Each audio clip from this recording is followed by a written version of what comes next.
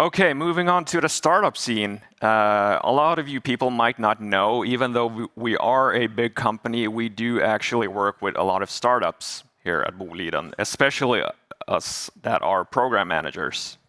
So we thought that you should know a little bit about that field as well. So with that said, welcome Stina Lantz, CEO of Ignite, with the title Ignite, one of Europe's biggest startup networks. So welcome.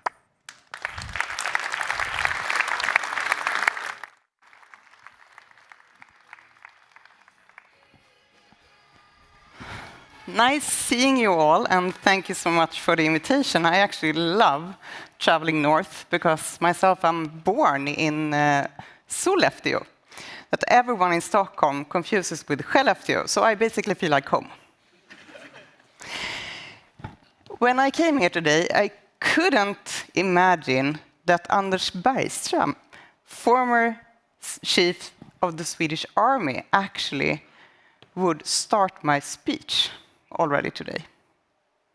So I'm actually going to talk about how to avoid living by the 11th and the 12th Amendment. Because I don't think neither of you really enjoyed living by that, right? Or at least I felt a little bit provoked. So, my first question to you is, what is innovation? Anyone?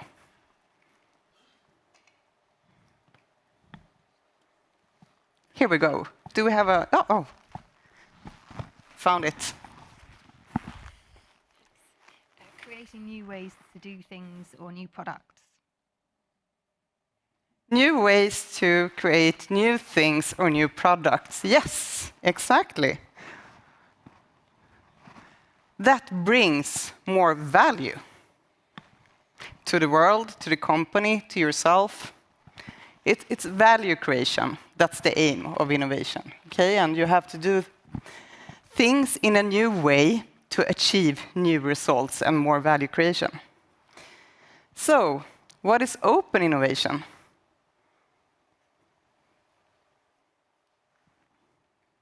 I can buy that you didn't know about the 11th and the 12th Amendment, because I didn't either. But this, I guess you know, all of you, right? Anyone? Erik?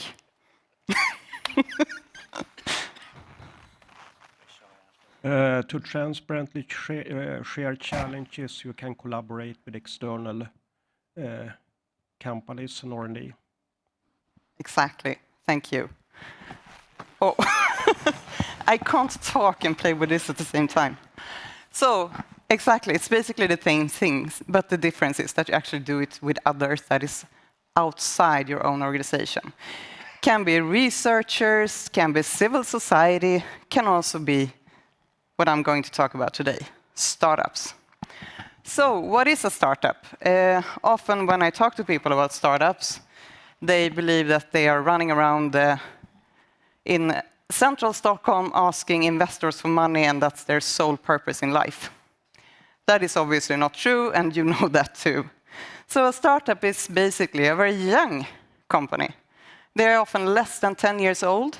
They are innovative, and they're doing things in a new and unproven way.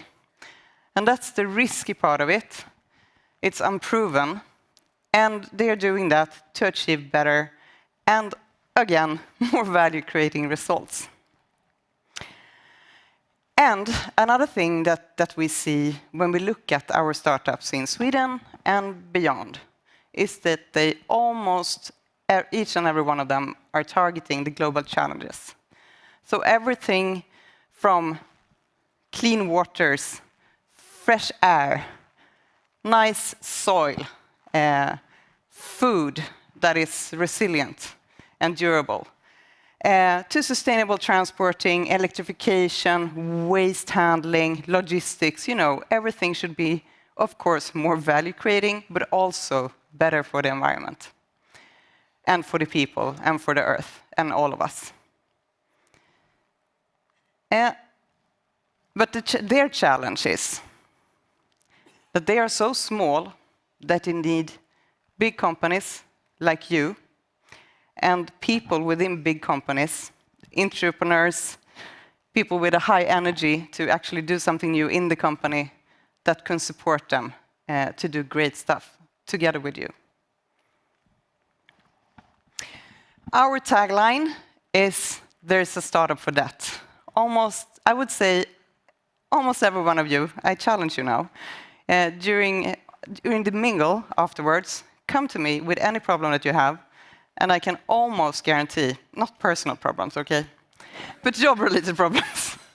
I can almost guarantee that we will be able to find, maybe not that specific one-to-one piece of the puzzle, but we could probably find a startup that could adjust whatever they are researching, whatever they are developing, to be a piece of puzzle in your challenge and help you solve that.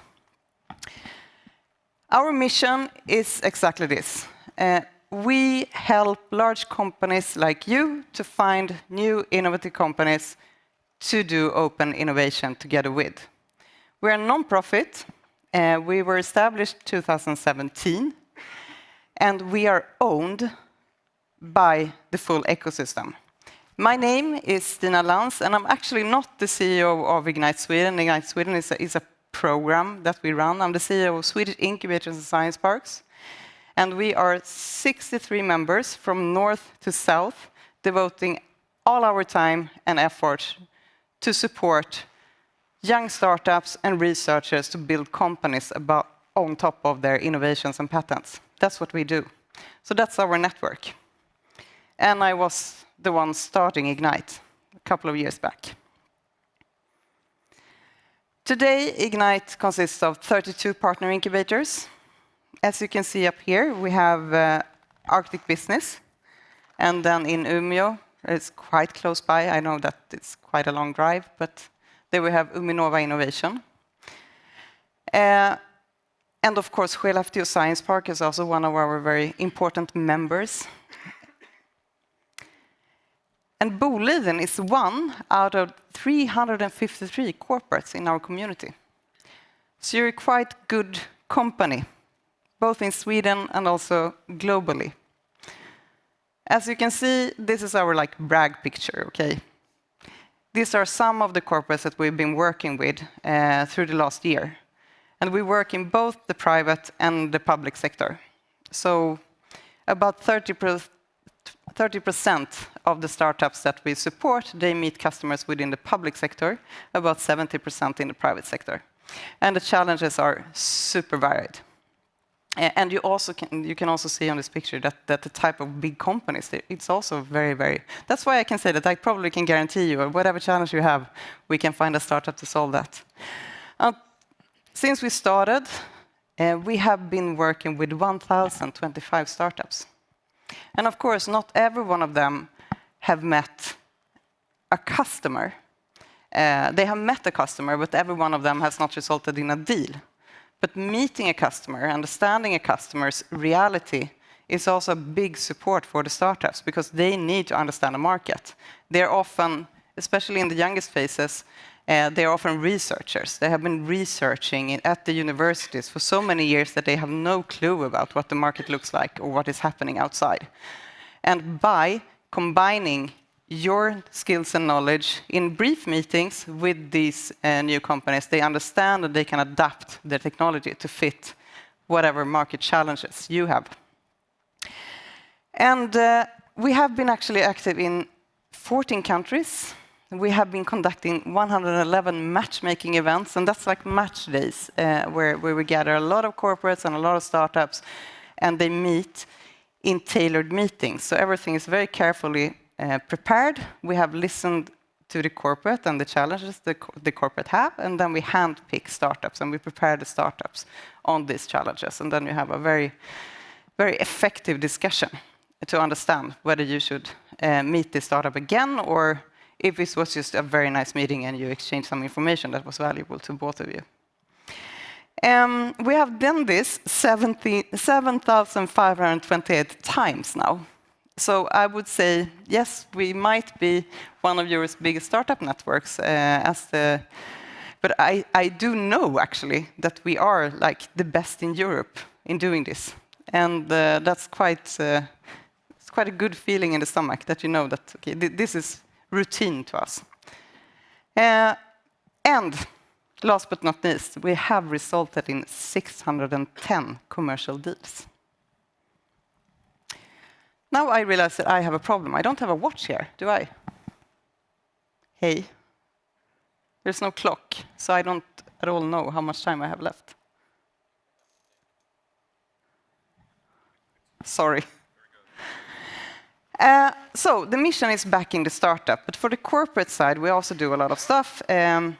We support you in meeting other corporates that also work with open innovation to learn from each other. We do needs analysis and we share best practice among you. And this is important, we have learned, because it's not super easy. Even if it's just a small company, it's not always super easy. And for the startup, of course, we open the right doors and we support them a lot with, negotiation, with the legal stuff and so on. And that also makes it easier for the large corporate to work with a startup when we can back those boring things up. We can support with that. And as I said, we are doing this globally. So within the mining industry, for example, I think we have worked with several from around the globe. And that's also very interesting because we can really see that the challenges you have within the environment here, for example, in Sweden is the same. If you're in Canada or in Australia or in Brazil and so forth. So that also supports us to support the startups to create a world market quite early on. So why, from a corporate perspective, is it important to engage with startups then? When we ask these 300 plus corporates, they say that, of course, it's for exploring new technologies. But it's also to have access to new entrepreneurial talent and energy. And I can understand why this is important, because it's not easy always to recruit all the talent that you need. So collaborate with a startup that has a lot of talent already in the company is a super great way to extend your workforce with new, smart colleagues. And then, of course, developing an internal innovation culture. You don't want to live by the 11th and 12th Amendment, right? So this is also very important. And when we ask the startups then, what do they want? Maybe you feel like, well, I can't really be, because I know Boliden fairly well. We have been working together for quite many years. And I know that you can say, we can be one customer, but they will never scale with us because we are so unique in our installations. Yes, but you can support a startup with the partnership. And that's actually what they want, especially Swedish startups. To be able to validate the technology together with you and solve some of your biggest challenges will hopefully open up all the other big mining companies in the world to them. So this is super important. So they are not asking you for investing in them from day one, for example, and they are not asking you maybe for that much money either. Working with a startup is actually fairly cheap. Normally you pay up to 500,000 Swedish kronor to try something out together with them. That's not a super high risk amount of money, not for a company like you. But then, of course, accessing markets and developing channels. Sometimes it's not you who are actually the customer of the technology. It can be someone else in your value chain. And that is also equally important to them to understand where in the value chain can this technology be applied and how can you support them to do that. And then, of course, at the end, they want to achieve real customers, so landing enterprise customers is also super important. But even if you can't be, their main and big customer, you should remember that the other values are equally important. And on the other side, you get to try out new technologies, and you get new colleagues that are very hungry and very interested and very devoted in working together with you and solving your problems. When we look at all these collaborations that Ignite has led to, we have found like a matrix And I guess many of you here are engineers and you love matrices, just like I do. So I hope this is okay with you. If you have a very simple problem, like I need milk to my coffee, then you just go to the store and you buy milk and you get home. That's the first part of this quadrant. Existing problem, existing solution. We match it. You can probably find this startup to solve. That's more like an off-the-shelf buy. But why we are doing this kind of matches is that it's tricky in the jungle of startups to find the startups, because you can't often Google them, because their websites are not, old enough to be found in Google, for example. So that's the easy part of startup collaboration, that you find an existing solution and say, hey, this was exactly what I needed, I buy it. And then I use it tomorrow or after 6 months when it's deployed. But more often, we see cases in the other parts of this quadrant. When you have an existing problem and you meet a startup, and now I'm going to the right in integrating, or maybe to the left for you, sorry. We meet a startup and they say, wow, I had no idea about this problem that you have. I will come up with a new solution for that. And they tweak whatever they have, like 10%, 20%, we call it pivoting a little bit.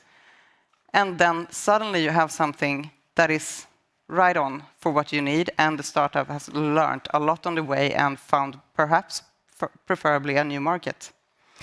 And then if you go down, you see the word rerouting here. That's the opposite way.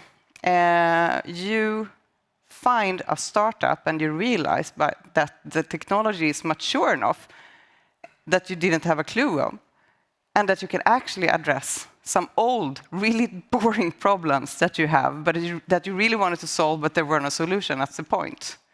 So that's also quite common. That's like, wow, I didn't know that this technology was so mature that we actually can do this now. And then, of course, the last part is creating. That you work together as a team. You have a startup with a devoted team of super engaged engineers. You put them together with your super engaged engineers, and you actually create something completely new to solve a big challenge of yours. And some examples of this, I guess this one is something that you all are aware of, because this is deployed in some of your minds.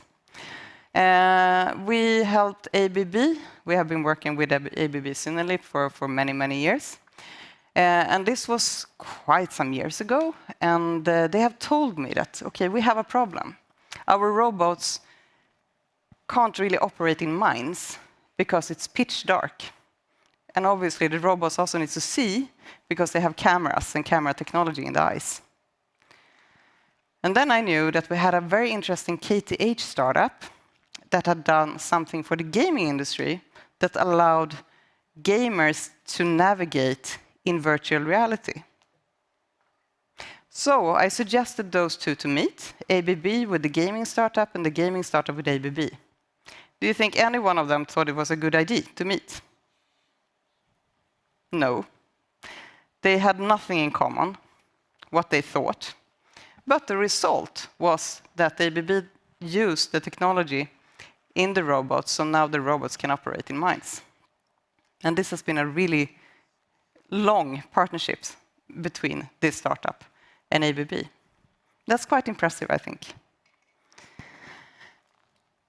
Materials is another great challenge. We have all this material that you are producing the beginning of, metals and such, and it costs a lot. Of course, the material itself costs a lot, but also it costs a lot from an environmental point of perspective. So if we can use this material in a smarter way to reduce waste, then it's good. It's good for, maybe not for your money, but for your customers' money, and also, of course, for the environment. So Alfa Laval is another company that we've been working with in many, many, many years. And they met with a startup called Relief Technologies. When they met, the startup was very, very early. and they started to experiment with 3D printing technologies of different metal compositions. And since the technology was very early, it wasn't something that you could deploy right after that meeting, but they started to experiment together. And now, and this is 5 years later, they're actually creating a joint spin-out. So they're creating a new joint venture for this technology to be launched globally. And that's also something that can happen.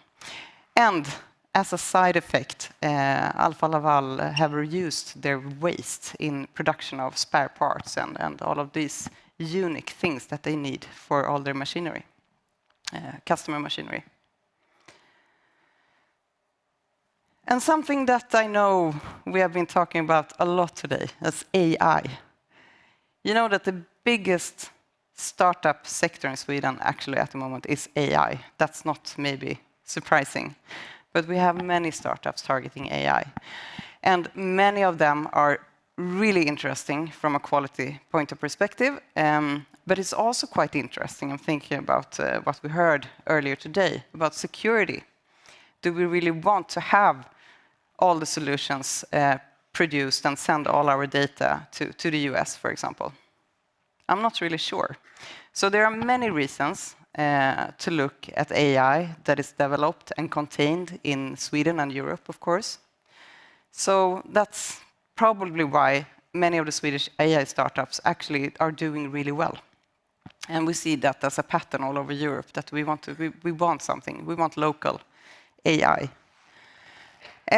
But this startup, iPercept, it's a fantastic story. It was a guy coming in from Hungary, actually, a couple of years ago. He realized that Sweden has this teacher's assumption that as a researcher at the universities, you own your own results and you can build a company out of them.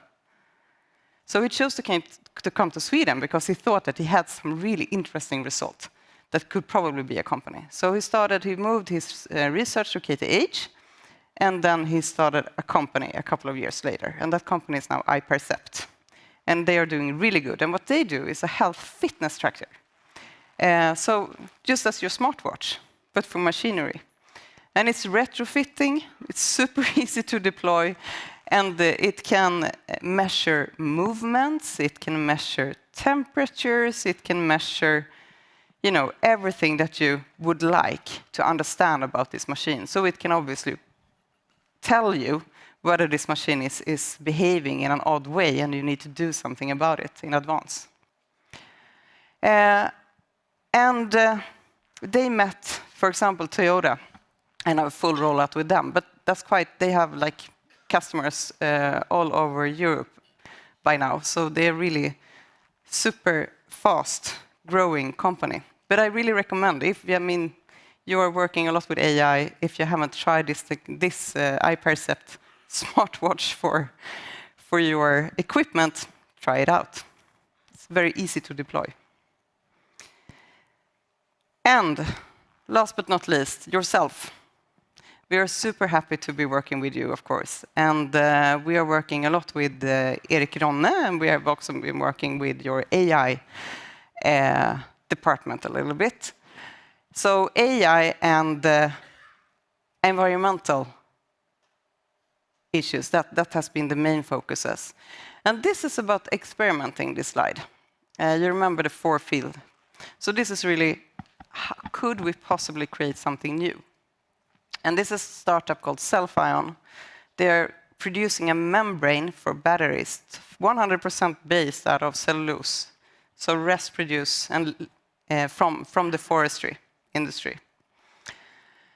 And this membrane, the problem is with the existing ones today, is that there are going to be a ban in all of Europe to use the chemicals used in the membranes today. So this is really a future company. And you know how many batteries we are producing. And it's probably going to just go up.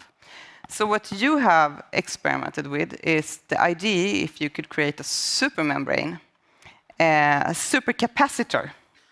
And you developed it and showcased it, and now the startup is taking the results back and to pivot and see whatever that can come out of that. But it was a super important experiment to the startup.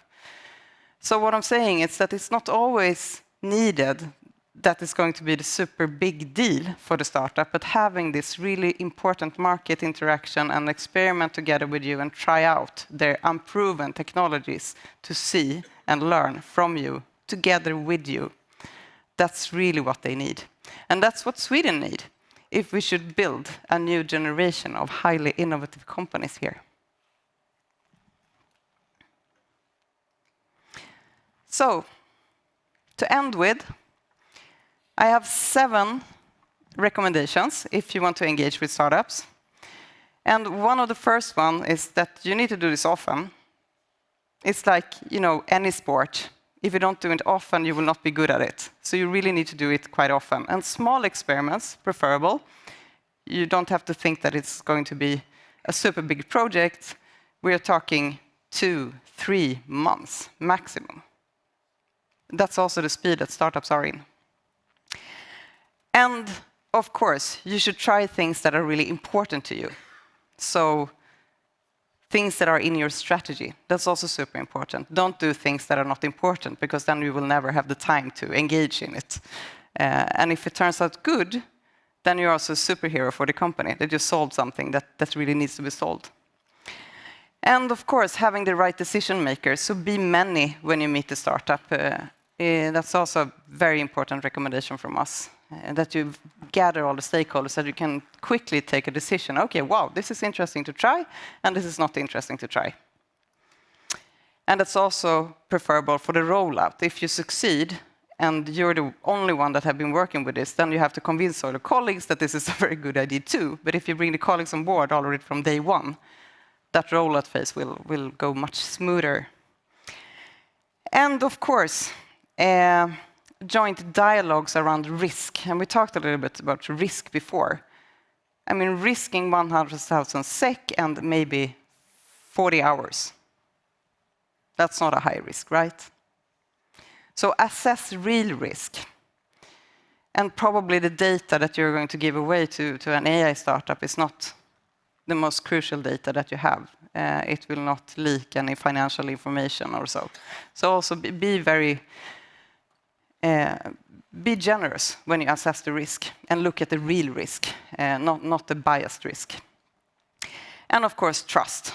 This is a company, but it's a very small company and it's unproven. Both the people and the technology is unproven. So you need to put in a leap of faith in the collaboration.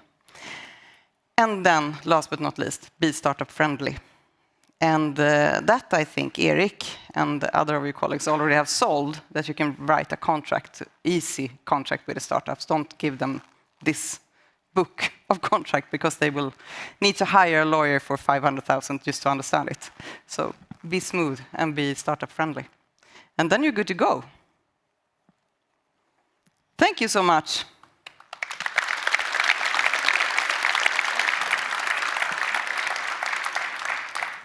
We have time for one question, if there are any. I actually do have one. What do we say makes Sweden unique in the startup scene around the world, comparable? I would say just because that we have this teacher's assumption that our researchers actually own their own results. That means we have a much higher level of research-based startups. And that's also what we call deep tech startups. And that's something really valuable. So the B2B startup scene in Sweden is more high-tech and deep tech than, for example, the B2B startup scene in Germany. So we really have gold here in our startup scene, because a lot of our research goes into being startups. So that's unique. Cool. Thank you so much. Thank you.